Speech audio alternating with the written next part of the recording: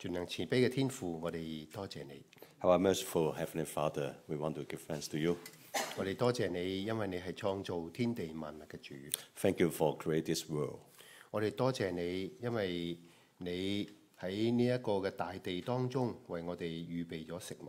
Thank you for preparing all the food, for all the provision for us. 我哋多謝你喺我哋生活嘅所需，喺我哋有艱難嘅時候，主你係嗰位使我哋一無所缺嘅主。 You are our shelter, and always provide the strength to us to get through overcome all the difficulties. 因此，我哋向你獻上感恩。 We want to give all the glory and thanks to you. 我哋為到教會喺呢一個嘅嚟緊嘅呢個會友大會嚟到禱告。 We want to pray for the congregation meeting.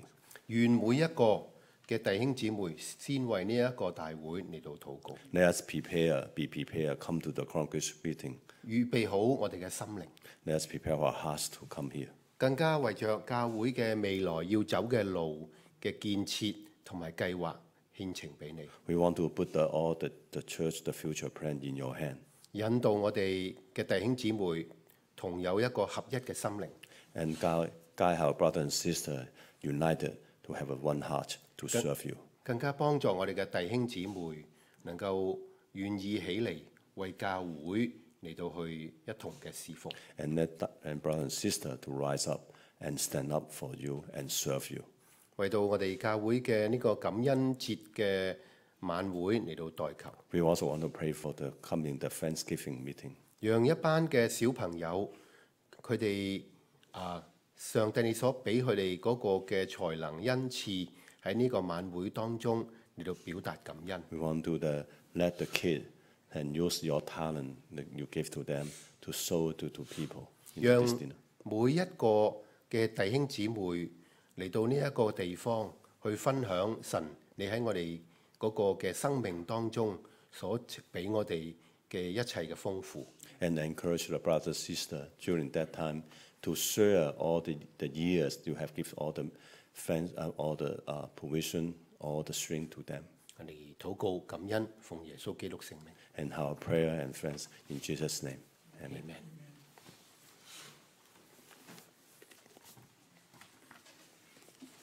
剛才喺呢一個讀經嘅時候，發覺原來我俾錯咗嘅詩篇經文，所以咧喺呢度咧再補充翻。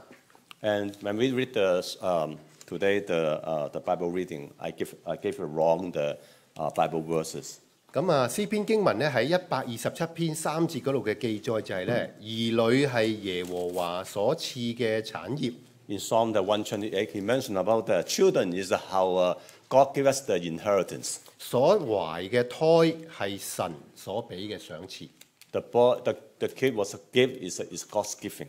我哋今日睇嘅係即係點樣去教導神俾我哋嘅產業。 Today we want to learn how God gave us this inheritance. 今日我哋有兒女嘅，我哋常常會諗，即係好多時候我哋覺得我哋嘅兒女係可能我哋未來嘅保障。 A lot of time we look at our children, look at is our security for the future.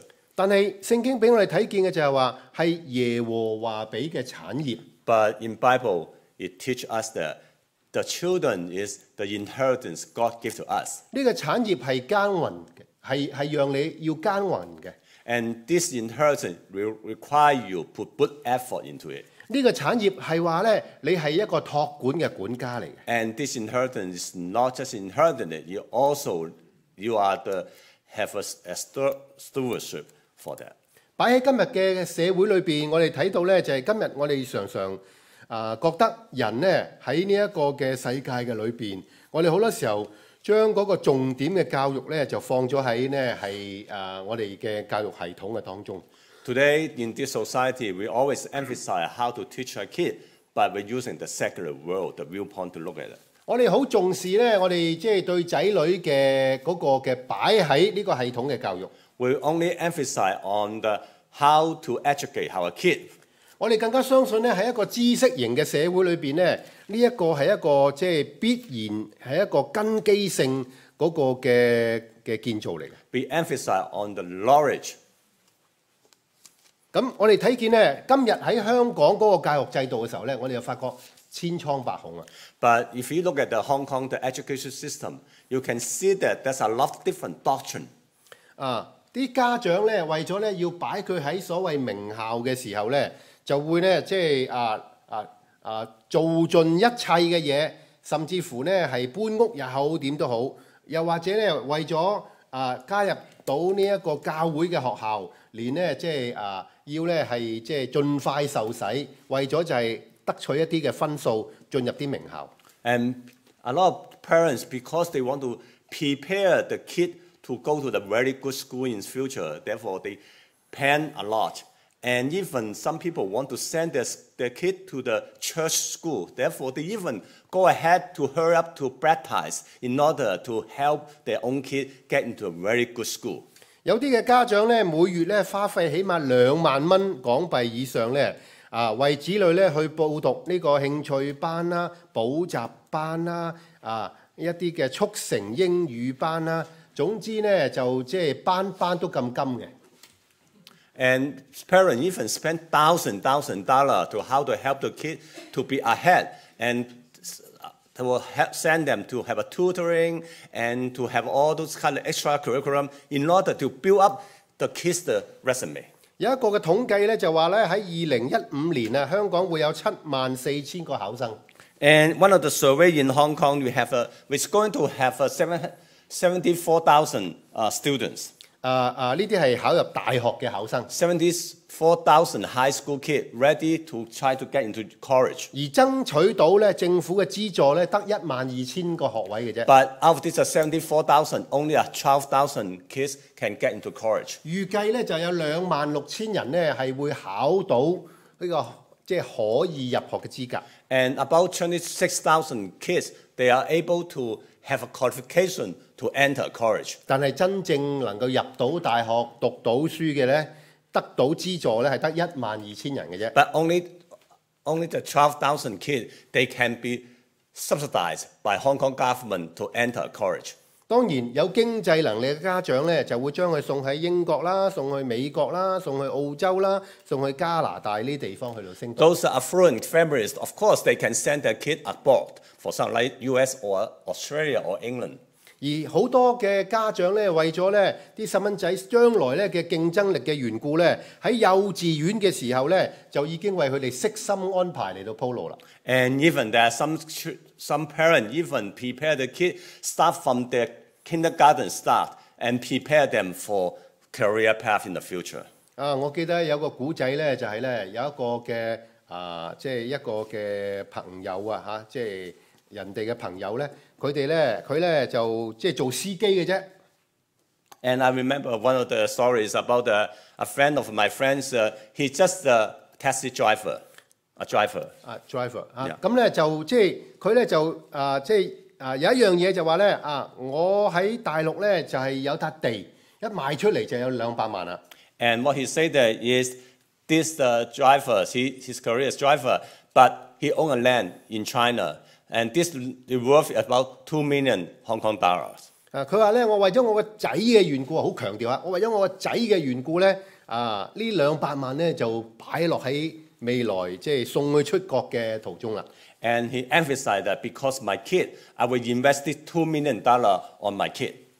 即係 And ready for him to go to go to send abroad to study. 佢有一個仔一個女，咁如果佢將個女都送埋咧，就要400萬啦。And because he had 2 kids, one is the boy and girls, if he need to send both of them, he required 4 million Hong Kong dollars. 咁同一個香港嘅廣告咧就好吻合啦。香港嘅廣告嘅吻合咧就話咧如果咧你要湊大一個細蚊仔咧，你就要花費400萬港幣啦咁啦。And this is really fulfilled. This is same as like the Hong Kong advertising mentioned about that. It take about 4 million Hong Kong dollars in order to send the kid to abroad study. 好多人今日就開始夢醒啦。個夢醒就話，即係其實個廣告人嘅。And today people think that this ad is not quite correct. 因為香港大多數嗰啲一般性嘅家庭都冇可能用400萬嚟到湊大一個細路。Because it's impossible to most common people in Hong Kong can raise the kid using the $4 million. 而呢個新聞嘅呢個廣告咧嘅產生就係係一個叫做恒生銀行咁即係我哋叫做咁出名嘅所謂即係公司嚟到去發放嘅。And this ad is for one of the bank, the Hong Kong Hang Seng Bank in Hong Kong is a very famous bank in Hong Kong. 喺香港咧，家庭社會嘅核心單位，我哋睇見咧仍舊係一啲小型嘅家庭。And in Hong Kong, the unit of the society is a really small from the small family. 喺聖經裏頭咧，我哋睇見咧神讓人係喺家庭去成長嘅。And in Bible telling us that is people they grew up in family. 喺學習做丈夫、做父親、做妻子、做母親呢一個角度裏邊嚟到去建立一個家庭。Is how the family is formed is based on the parent, father and mother and children and husband and wife and how to help to each other to grow from the family to build a family. 剛才我講兒女係耶和華所賜嘅產業，所懷嘅胎係佢所俾嘅賞賜。Earlier I mentioned about the children is a God's inheritance to give to us, and that's how we look at it. 父母嘅責任咧就係兒女嘅管家。And as parent is the custodian of the children. 管家呢一個字啊，嗰個概念係強調我哋嘅人生係被上帝所託管嘅。And when the term the stewardship, it means that really God give this responsibility to us to take care the thing He wants us to manage. 上帝係我哋生命嘅主。And God, the law is our law. 當我哋結婚之後，我哋喺婚姻，我哋同配偶，我哋就作為即係我哋成為咗呢個家庭嘅管家。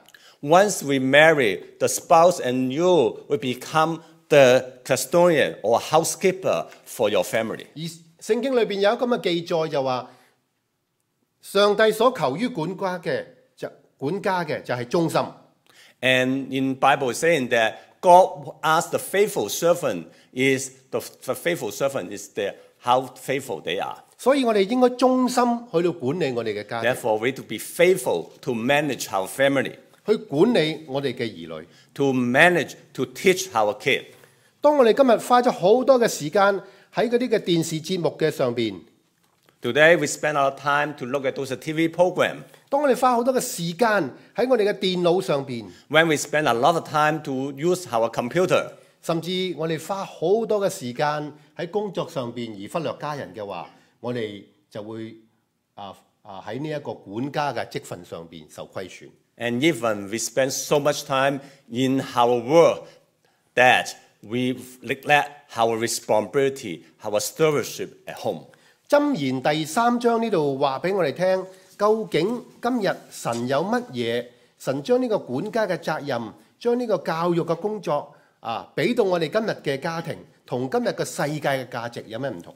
Proverbs chapter 3 simply tell us that is what's the difference in this world or in God's world, the difference, the way how to raise our family. 今日咧世界價值咧有一個好重要嘅咧，就話俾你聽，千祈唔好輸喺起跑線。In this secular world, we always mention that don't be behind, always start first, ahead. 你嘅細蚊仔喺幼稚園、喺小學、喺中學嘅時候，你就一定要為佢強調呢，即係呢個世界又係弱肉強食嘅。And even during their entering into the preschool, you already emphasize that this world is a survival, is the strong survive. 佢哋即係由細個就要咧大量咧，即係將佢咧嗰個腦咧塞實晒呢一啲嘅數學啊、琴棋書畫啊，考取各樣功名嘅成績。And already, really young age, already you try to fill up all those kind of math, all those kind of academic subjects, and including arts and science. 但係箴言呢度就教導我哋好重要一件事，就係話你最重要嘅第一件事情、首要嘅事情，就係教導你走耶和華嘅道，使佢一生也不偏離。But in Proverbs, telling us that is first thing is you want to put the command, God's command into your children, they never walk away from God's command. 你要教導你嘅細路唔好忘記神嘅法則。 You teach them not to forget God's decree. 弟兄姊妹，聖經點講？佢話可以使人在地上活得長久。 And the Bible saying that this will give them a long years on this earth. 甚至咧，當你教導佢呢一個嘅上帝嘅法則嘅時候，生命嘅年數同埋平安會係加俾你哋。 If you follow God's the commands, you will prolong your life many years and bring you peace and prosperity in your family. 因此唔係話佢細個嘅時候，你就要俾盡佢一切所謂超卓嘅成績。 It doesn't mean you want to push your kid to always ahead the other people in this world. 反而喺佢細個，由佢細個成長，慢慢一步一步長大嘅時候，你要俾佢知道喺神嘅嗰個嘅角度當中，佢嘅話語裏邊幫助佢能夠作一個屬於神嘅人，一個有生命嘅活人。 And anyway, is in God's world, you need to bring them to understand the God's word and understand God's the command and really know how to live the meaningful life in God's world. 所以當我哋要幫助細蚊仔，幫助我哋家中嘅孩子喺屬靈嘅起跑線去起跑嘅時候，每一個家庭最初當佢一嚟到世界，唔知道你有冇做呢件事情，就係為佢祝福，為佢祈禱。 And first, when the baby entered into this world, do you do one thing first? Is pray for the baby and give a blessing to this baby. 我其中一個細蚊仔出世嘅時候，我太太一望到就話啦：點解咁醜㗎個樣？咁啊！ I remember one of the kid, they was born, and then my wife, right away, first thing, he said, "Why this kid so ugly?" 今日咧佢已經即係悔改認罪啦。 And today my wife repent and confess her sin. 佢見到每個細蚊仔都話好靚仔、好靚女、 And 好靚仔、好靚女。 Now he see all the baby, all the kids, they say that they are such a beautiful and wonderful kids. 每一個即係喺懷胎嘅時候，我哋都教導佢，你要常常同佢講啊，作為爸爸媽媽同佢講啊，話俾佢聽啊，我愛你，神愛你。 Therefore, even the baby is in the womb, before they coming out, the parent already talk to the infant inside and they say that yes, the parents love you and we love you. 我唔知你信唔信，不過咧，即係我哋常常有咁嘅經驗，就係咧，當嗰啲信主嘅小朋友嗰啲 BB 啱啱出世冇耐，我哋去探訪佢。由於咧，即係我哋常常都話俾佢聽咧，要好早期咧就同佢祈禱噶啦。咁所以咧，我哋埋到去同佢祈禱嘅時候咧，啲細蚊仔咧就有啲好特殊嘅回應嘅嚇。去到某啲位佢就但係即係笑住咁同你講嘢咁。 And I always had this experience when we go to visit some family, they just have a newborn baby. When we try to pray for and give a blessing to the baby, they always give a really nice response to respond to you what you taught to them. 當你由細到大，你嘅家庭當中，你同你嘅細蚊仔一同嘅禱告嘅時候，你哋有困難嘅時候，一同嘅禱告嘅時候，你哋有爭執嘅時候，你為佢哋禱告嘅時候，你發覺呢啲嘅家庭喺上帝嗰個法則去長大嘅家庭，係充滿咗一個好重要和平嘅使者。 And you can see that if the family, they will start from the prayer, this way to raise the kid, when even you have sometimes you have fight, sometimes you have struggle, and through the prayer, and the peace will come to this family, you have really see the difference there. 除咗祈禱之外，我哋喺呢一個箴言就話俾我哋聽，你要教導佢哋嘅係佢哋嘅品格啊。 And beside the prayer, in the book of the Proverbs, also mentioned about that. You need to emphasize about the ethical and the character for the kid. 唔好使慈愛誠實離開你。 Don't let those truth and love away from the kid. 要係在你嘅頸項上，刻在你嘅心板上啊！ And need to bind the truth and the love around his leg and write them onto their heart. 當你咁做嘅時候咧，你就會喺神同埋世人嘅面前咧得蒙恩寵，有聰明啊。Once you're doing that, then you will got God's the blessing and have a favor in God's eyesight, even man. 當孩子犯罪唔誠實，我哋就要盡早教導佢呢一個嘅回轉嘅功課。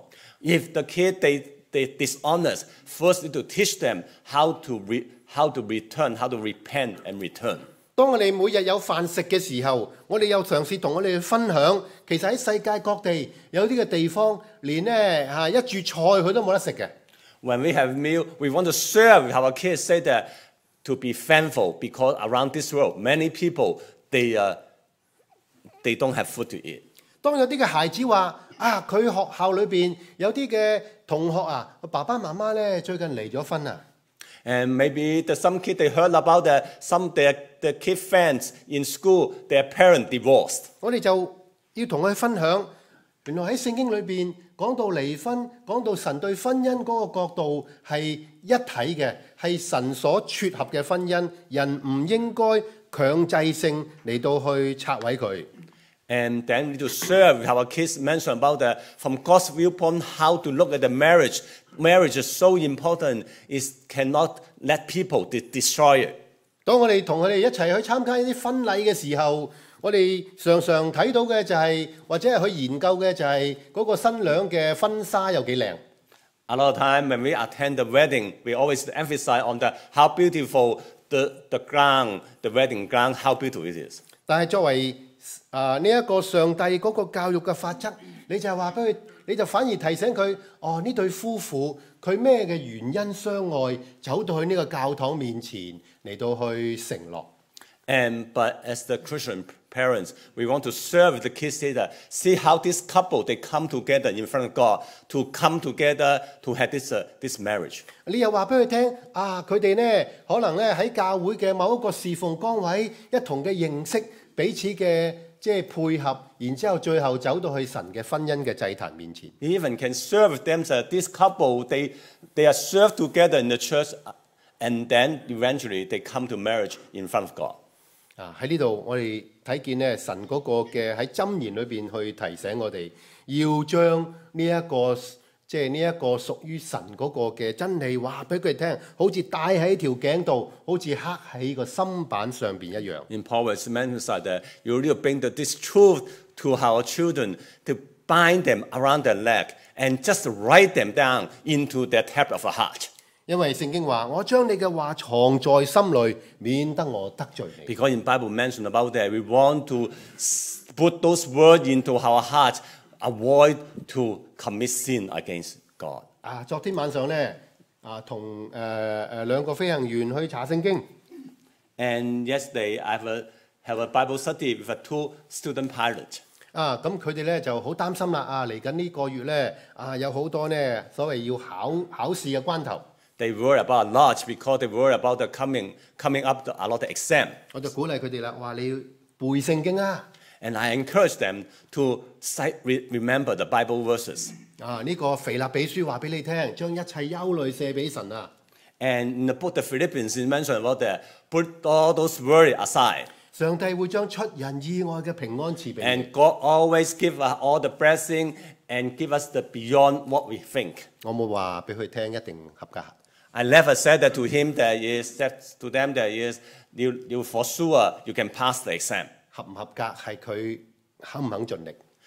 He can pass the exam or not. It depends on how hard he put the effort into study. 但係能唔能夠同其他人唔同嘅就係、其他人係驚住去考試，佢係帶住個平安去考試。The difference between him and the other people is he had peace get into the exam center. 而呢個平安，聖經俾我哋嘅應許就係、甚至乎可以係出人意外嘅平安。And as the Bible says that, God always gives us a blessing and beyond what we can think of. 喺你一切嘅所行嘅事上，你要認定佢啊。箴言話佢會指引你嘅路。And in the book of Proverbs, it's mentioned about that you need to really look upon God. He will guide us walk through the path. 唔好自以為有智慧，要敬畏耶和華，遠離惡事。Don't be think of it. You depend on your own understanding. You be submit to Him. Will make the God will make the path straight for you. 我人嘅眼光就話要咧贏喺起跑線，但係我哋睇翻人生最重要嘅眼光就係、如果一個人佢死亡之後，去到終點之後，一切嘅嘢就結束啦。In people's will, always emphasize that how to start, but forget one thing is really matter is the finish line, how we get into the finish line. 贏喺起跑線嘅未必喺終點能夠勝出， The person ahead never guarantee that they can be finished at the end. 反而要喺你嘅嗰個嘅終點前，你知道自己嘅生命係有意義嘅話，作為父母、作為管家，我哋就一定要注重我哋點樣嚟到去培育我哋細蚊仔嗰個嘅品格。 And if we realize how to know that our life is very important, right in before the finish line, recognize what's the meaning for our life. As a parent, how to teach our kid to understand that. 尋日有機會喺醫院做個探訪， Yesterday, I have a visit in hospital. 咁佢個朋友咧就教呢一個病人嘅仔咧做好多所謂即係叫做禮貌。 And the parent always try to teach the kid have a courtesy, be polite to the other people. 你俾水人咧要揸住杯水兩隻手俾人啊！ And the friend taught the kid say that when you try to pass the cup of water to the other person, need to be use both hands to show your courtesy. 你有朋友嚟探你爸爸，就要攞兩張凳去俾佢啊！ And when friends come to visit us, then you remember bring the chair to our guest. 哇！如果即係佢哋唔講，我哋都會以為呢個朋友就係佢爸爸，即係個朋友教嗰個病人嘅仔嘛。 Okay, I don't understand. And I don't 我 understand. 哋以為呢個朋友就係呢一個嘅兒子嘅爸爸，以為佢係，其實佢係個病人。 Oh, I see. It's actually, we thought that this is the parent of the sick person. And we thought that way, actually. 咁所以哇，我哋發覺哇，好少今日真係可能好少嘅人，佢哋咁注重呢一種咁樣嘅禮貌啦。 Today, we don't see that many people. We so emphasize about the courtesy and the politeness. 當然個爸爸即係嘅病人係即係太辛苦啦。 Because the sick person was really sick and feel a lot of suffering in him. 弟兄姊妹，今天我哋見到好多嘅喺社會上嘅問題，好多所謂專業人士嗰個失德嘅個案。 Today, we see a lot of professional crime. 我哋以為佢贏喺起跑線。 We think that they have a good start. 香港一個退休高官 And in Hong Kong, there's one retired officer. 佢姓許嘅， And he's Mr. Hui. 佢而家已經喺法庭嘅一個嘅案件裏邊咧，俾呢一個人去控告佢貪污。 And he was accused of corruption. 哇！我哋睇見咧，即係喺佢嘅生活當中咧，係可以好奢華。 And in his life, he can have really luxury life. 政府俾嘅薪金都唔夠佢一年嘅花費。 And the salary is way below what he can spend in his life. 政府俾嘅薪金係講緊幾十萬嘅港幣。 When you talk about the government salary, it's really talking about the $100,000. 哇！但係佢嘅消費可能係每年喺百幾萬甚至千幾萬嘅裏邊。 But his expense is way beyond his salary can afford, and it's $1 million in. 喺佢嘅起跑線，人人都話佢成功。 Everyone say that this is a star. He has really ahead anyone. 但係喺佢嘅臨老嘅裏邊，我哋卻睇見一個好可憐嘅一個嘅晚年。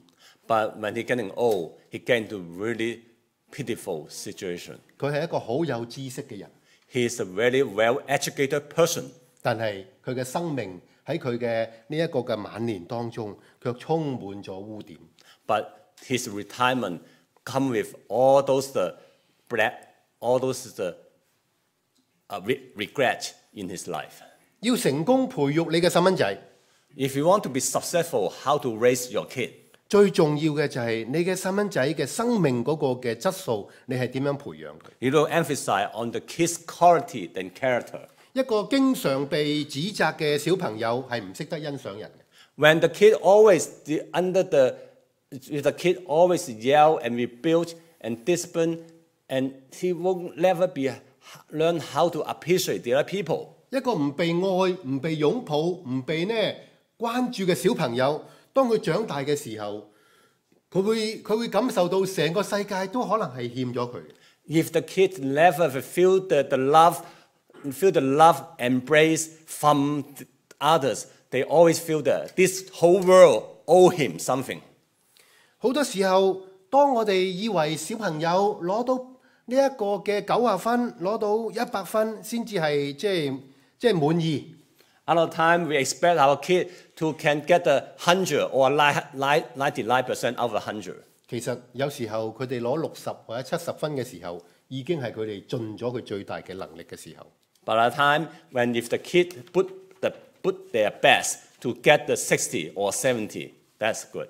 如果我哋唔識得去欣賞，唔識得去鼓勵，唔識得常常咧喺佢哋呢一個嘅成長嘅過程當中嚟到呢，即係與佢同在嘅話，我哋會發覺好快地有一天，我哋嘅小朋友佢哋就會落喺一個非常之嘅自卑嗰個嘅心態嘅裏頭。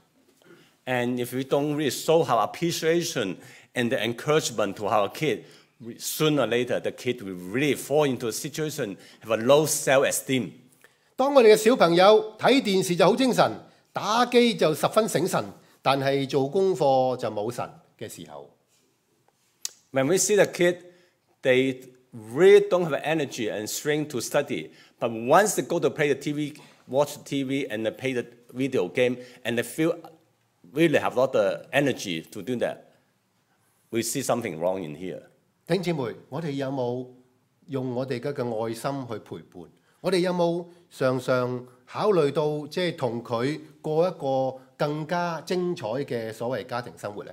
Do we really ask ourselves as a parent, do we spend time with our kid to walk with them together to their life? 當佢細個嘅時候，佢哋就需要去建立一種自律嘅生活。When they are young kids, they do start to learn how to build a self-disciplined life. 香港嘅最大嘅悲哀就係大多數嘅父母都出去打工，而且打工嘅時間係越嚟越長。And in Hong Kong, a lot of situations now today, a lot of both parents go to work and they spend the time to work longer and longer. 所以佢哋嘅父母就變成呢個嘅賓姐啦，就係菲律賓姐姐啦。And then the parent will hire the maid to take care of the kid, and the maid now become their parents. 你見嗰啲嘅小朋友拖住賓姐嘅手，係多過中意拖住媽媽嘅手或者爸爸嘅手。You can see in Hong Kong right now, a lot of kids like to holding the maid's hand rather than their parents. 弟兄姊妹，我哋嘅小朋友要喺自細嘅裏邊，佢能夠有你嘅家人嗰個嘅同在時間啊。And brother and sister, we need to really let the kid to recognize that they would like to spend time with their family member. 而當你同佢同在嘅時候，你要培育佢嘅品格、佢嘅守時、佢嘅誠實、佢嘅尊重呢一啲嘅習慣。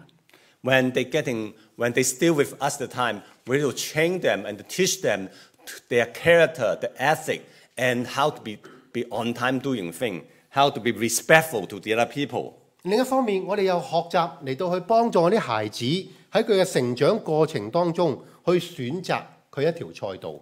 And also, we need to help our kids to make the right choice. 有啲嘅大學生當佢選科嘅時候，佢會好容易去考慮啲容易入分數高嘅地方。A lot of time when the Hong Kong, the high school kids, when they start to pick their college subject, 有啲 they will 嘅 try to find the easy one. 有啲嘅大學生佢就會先睇究竟畢業後呢份工可以賺幾多錢。And those college kids, the first thing they want to look at that, what kind of subject can get me to earn more money? 香港大學咧，嘅學生裏邊咧就傳出嚟咧所謂大學嘅5件重要事情。In Hong Kong University, they list out 5 important things for the student to pick. 大家聽清楚喎，好緊要㗎，係咪？ This is very important. This is 因為 the criteria that Hong Kong student to pick the subject, 佢話 the major. 五件重要事情： There's 5 important things. 上學社、走堂、拍拖、兼職、住宿舍。 And 5 important things is try to escape class, dating, part-time job, and live in the dorm. 你聽落去之後，冇一件同大學嘅讀書有關。 And when you listen, all those 5 criteria, nothing to relate to any subject they're talking about. 但係大學生就話呢係5件嘅重要事情。 But all those college kids, this is the most important thing they need to base on live on their college life. 我哋睇見呢嗰個學習嘅目的幾乎係零啊！ The purpose go to college, the meaning is totally meaningless. 弟兄姊妹，我哋唔好喺子女嘅身上去複製我哋自己認為嘅成功。 And also, we don't try to force our kid to meet our own expectation ourselves. 更加唔好勉強我哋嘅仔女一定要實現我哋以為，但係好多時候無法完成嘅理想。 Also, don't put the expectation on them which we never and the kid cannot fulfill. 上一代嘅人多數即係叫仔女讀咩嘅呢？ In our generation or the previous our parent generation, what kind of major do they want the kid to have? 唔係醫生呢，就係呢個律師；唔係律師呢，就係工程師㗎啦。 And most likely want our kid to be in the profession in the profession is like doctor, medical doctor, or lawyer, or engineer. 但係你又發覺，究竟有幾多個仔女係真真正正能夠實現到呢種所謂嘅理想？ But do we find out that how many kids they really can get into those professions? 基督徒嘅父母，你哋要聽住啊！ And as a Christian family, you listen here. 其實你係你嘅仔女嘅生命師傅嚟嘅， You are the life mentor to your kid. 你係佢嘅管家嚟嘅。 You are the stewardship of your kid. 透過呢個箴言提醒我哋，幫助我哋嘅仔女嘅成長嘅最重要嘅就係要將佢擺喺上帝嗰條嘅跑道嘅當中。 In the proverb telling us that is really want to guide them walk into path from God 教導佢哋喺神嘅裏邊去尋找夢想， and teach them how to fulfill the dreams in God's world. 話俾佢哋聽係神同佢同在嘅，與佢一齊嘅嚟到去跑。 And ask them, telling them that God is a walk with them and at this race God is running with them. 當佢能夠喺成長當中揾到上帝嘅使命嘅時候，佢呢一個嘅使命能夠幫助佢真真正正跑到去終點。 If they truly find the calling from God, they really look forward to that finish line. 作為呢一個嘅基督徒嘅父母，我哋要俾孩子有榜樣。 And as a Christian parent, we need to set a good model to our kids. 常常嘅引導佢哋，話俾佢哋聽，將佢哋嘅一生交託俾神。 Always remind them that put our life in God's hand. 好多時候我哋話俾佢聽，當你失敗嘅時候，當你喺某個關口過唔到嘅時候，你唔需要灰心，因為神喺你嘅生命當中有佢最重要嘅旨意。 Always encourage them that sometimes even they have failure, but don't be despair. And because God always with them.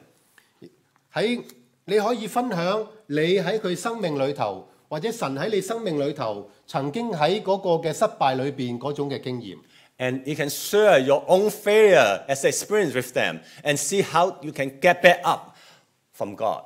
最近我個仔唔知係咪發咗神經， Recently, I don't know what's wrong with my kid.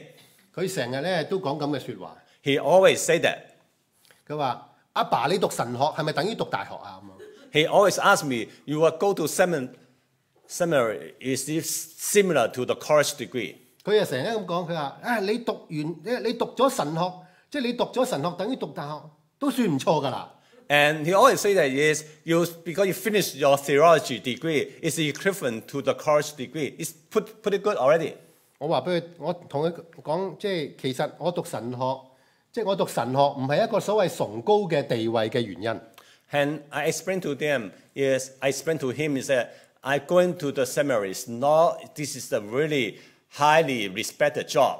我讀神學係我最開心，係因為我中意讀神學。 I really enjoy to study in the seminary. 喺我嘅中學，喺我嘅即係嗰啲嘅學習嘅讀書嘅過程當中，最享受嘅日子就係我喺神學去讀書嘅日子。The most enjoyable my study life as a student is the best time. The best part of my study life is in seminary. 弟兄姊妹，當我哋睇下喺聖經裏邊形容過好多好多嘅例子，呢啲嘅例子都講緊咧呢班人呢有啲嘅人，佢哋嘅成長背景係輸喺起跑線嘅。In Bible, there's a lot of example mentioned about that. Their starting point of their life, those the really famous people, they are not in a good shape at the time. 而士師記耶弗他佢本身係妓女嘅仔， In the book of Judges, we mentioned about the Jephthah. His mother is prostitute. 但係你見到佢喺聖經裏邊嘅禱告，上帝揀選佢成為當時嘅領袖。 But through his prayer to God, God chose him become the leader, the judge in Israel. 路德本身就係一個好卑微、猶太人鄙視嘅外邦女子。 And Ruth, she was the Gentile woman, and Gentile woman was despised by the Jewish people. 但係當佢願意跟從耶和華神嘅時候，卻成為咗大衛王嗰個嘅祖先。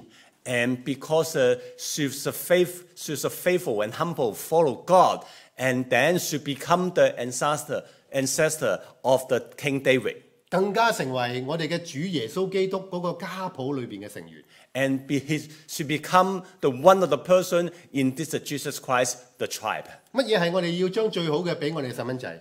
What's the best we give to our kids? 喺我哋嘅聖經裏邊，喺我哋嘅世界嘅裏邊，常常就話俾你聽，要擺佢喺即係所謂即係最高嘅學府。 In this world, we always emphasize put them into the best college. 細個就要去買齊晒呢個嘅人壽保險。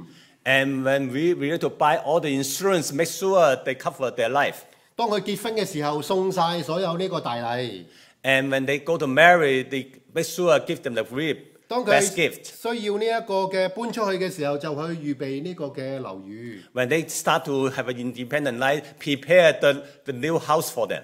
當你嗰個嘅身份唔錯嘅時候，更加佢入邊行去做咩工作嘅時候，你就為佢所謂打通晒關係。 And when they start to their career, even start to use your own connection to establish the good environment for him.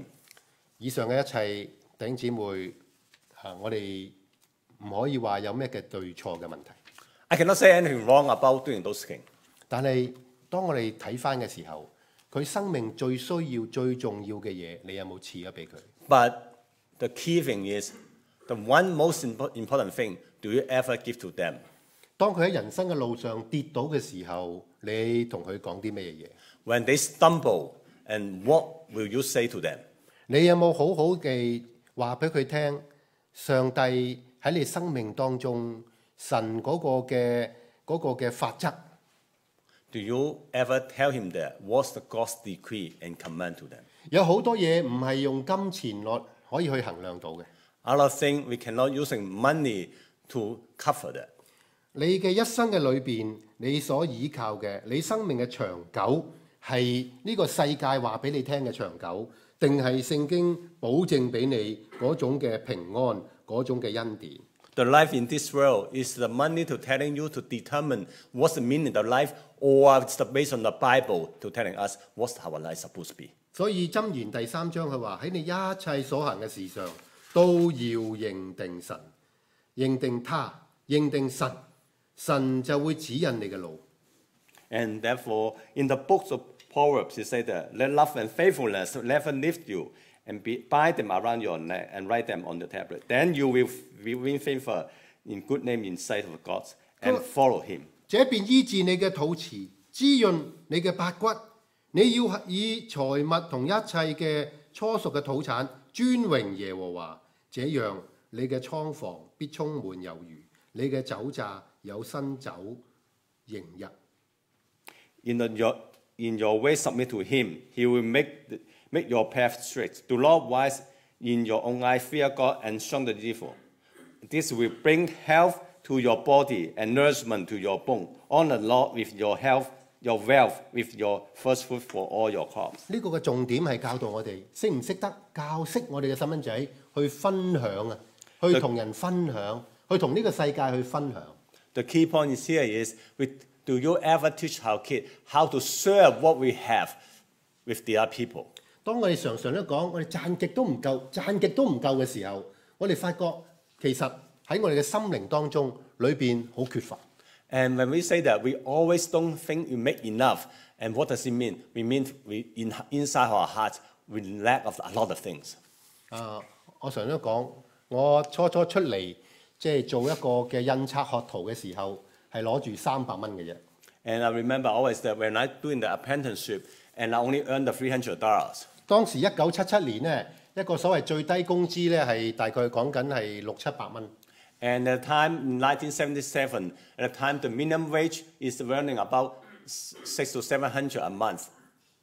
咁然之後咧，我決定將60蚊攞出嚟咧，去支持一位神學生讀神學。At that time, I decided I take out the $60 out of my salary to support one of the missionary student.